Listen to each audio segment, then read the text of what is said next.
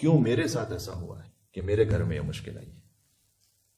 کیوں میری اولاد کے ساتھ ایسا ہوا ہے؟ کیوں میری فیملی لائف جو ہے وہ ٹوٹی ہے، ڈسٹرب ہوئی ہے؟ اللہ تعالیٰ نے قرآن میں کہا ہے کہ ما اصابکم من مصیبت فبما کسبت ایدیکم، یہ سورہ شورى کی آیت نمبر 30 میں کہا کوئی مصیبت تم تک نہیں آتی مگر یہ کہ تمہارے اپنے ہاتھوں کی کمائی بھی ہوتی ہے۔ وَيَعْفُ عَنْ كَثِيرٍ، اور بہت سو کو تو ہم معاف کر دیتے ہیں، بہت سی خطاؤں کو تو۔ یہ ساری مصیبتوں کا ہم تمہیں یہاں پر کوئی عذاب نہیں دیتے، اکثر کو تو معاف کر دیتے ہیں، کچھ آتی ہیں تم پر اس مصیبت کا اثر۔ جیسے کسی نے آگ جلائی ہوئی ہو اور اس کا دھواں خود اس کی اپنی آنکھ میں آ رہا ہو، تو آنکھ تمہاری خود کی جلائی ہوئی ہے۔ مولا کائنات کے ایک صحابی نے کہا کہ بہار الانوار میں علامہ مجلسی نے اس روایت کو لکھا ہے کہ مولا آج میں صبح گھر سے نکلا تو ایک بچھو اسکارپیو اس نے مجھے ڈس لیا۔ تو مولا نے کہا کہ یہ تمہارے اپنے عمل کا نتیجہ تھا جو تم پر یہ مصیبت آئی ہے۔ نے کہا کہ مولا میرا کون سا عمل ایسا ہے، میں تو صبح نکلا تو میں نے جو جیسے سلیپرز ہوتے ہیں چپل میں اپنا پیر رکھا تو اس میں بچھو تھا اندر، اس نے مجھے ڈنک مار لیا۔ مولا نے کہا کہ یاد ہے فلاں دن ایک محفل میں سلمان کی غیبت ہو رہی تھی اور تم نے اسے دفاع نہیں کیا تھا، ایک مومن کی تمہارے سامنے غیبت ہو رہی تھی اور تم خاموش بیٹھے رہے تھے، یہ اللہ تعالیٰ نے اس کی سزا دی ہے تمہیں۔ کیا ہی بہتر کہ سزا دنیا میں مل جائے اور آخرت تک نہ جائے۔ بات واضح ہو رہی ہے؟ مل کے اور صلوات بھیج دیں ہماری خطاؤں کی معافی کے لیے۔ اللہم صلی علی محمد وعلی محمد۔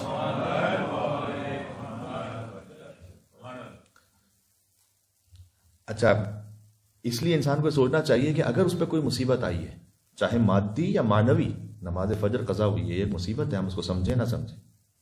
ایک نامحرم پر نگاہ گئی ہے، یہ ایک مصیبت روحانی ہے، ہم اس کو سمجھیں نہ سمجھیں۔ تو یہ کیا ایسی بات تھی کہ مجھ سے کیا ایسی خطا ہوئی ہے کہ میں اس معاملے میں اس طرح سے گرفتار ہوا ہوں؟ اگر وہ بات سمجھ میں آ جائے اس کو ٹھیک کر لیں۔ مثلا گھر والوں سے تل کلامی ہوئی ہے، مثال کے طور پر کوئی قطع رحمی ہوئی ہے جس کی وجہ سے مجھ سے ایک توفیق لے لی گئی ہے، اس کو ٹھیک کریں۔ اگر سمجھ میں نہ آئے تو استغفار کریں۔ پتہ نہیں چل رہا کہ کس وجہ سے یہ مصیبت آئی ہے تو پھر استغفار کریں۔ آیت اللہ بہاؤدینی یہ کہتے تھے، جو بی بی معصومہ قم کے حرم میں مدفون ہے، وہ یوں کہتے تھے کہ اگر آپ کو یہ نہ پتہ چلے کہ آپ پر کوئی مصیبت آئی ہے وہ کیوں آ رہی ہے تو 4 کام کرو۔ ایک یہ کہ صدقہ دو، دوسرا رد مظالم دو۔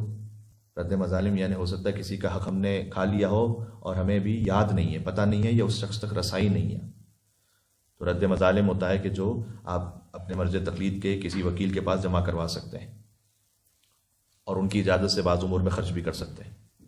تو صدقہ دو، رد مظالم دو، تیسرا فرماتے تھے قربانی کرو۔ اگر آپ پہ کوئی ایسی مشکل آ رہی ہے کہ جس کا آپ کو پتہ نہیں چل رہا کہ یہ کیوں آ رہی ہے، آپ قربانی کیجئے۔ ایک حلال گوشت جانور کا خون بہنا اور پھر اس کے بعد اس کا گوشت تقسیم ہونا اللہ سبحانہ و تعالیٰ کی راہ میں یہ آفتوں کو دور کرتا ہے۔ اور چوتھا حدیث قصہ پڑھو، جو کہتے تھے اس نیت سے سید کونین کے نام پر ایک مل کے اور صلوات بھیجے گا محمد اللہم صلی علی محمد وعلی محمد۔ یہ 4 کام آپ کو یاد رہیں گے۔ صدقہ دیجئے، رد مظالم، قربانی آپ یہاں نہیں کروا سکتے تو آپ اپنے شہر میں اپنے وطن میں کروا لیجئے، کہیں بھی کروا لیجئے، اس نیت سے ہو سکتی ہے۔ حضرت سید محمد کی قربانی بھی بڑی معروف ہے، آفتوں سے دوری کے لیے، منت کی وعلیکم السلام سے پورے ہونے کے لیے، اور بالخصوص ازدواج یا اولاد کے کسی حوالے سے کوئی منت ہو کسی کی تو اس کے لیے حضرت سید محمد ابن امام علی نقی علیہ السلام جو امام حسن عسکری کے بھائی ہیں، بلد میں مدفون ہیں، بڑی جلیل القدر شخصیت ہے، اور ان کے القاب شبیہ ہیں حضرت عباس علیہ السلام کے القاب کے، تو حاجتوں کا دروازہ ہے، تو ان کے نام سے کوئی قربانی یا ویسے ہی عمومی طور پر کوئی قربانی کروا کے۔ اور چوتھا فرماتے تھے حدیث قصہ پڑھو۔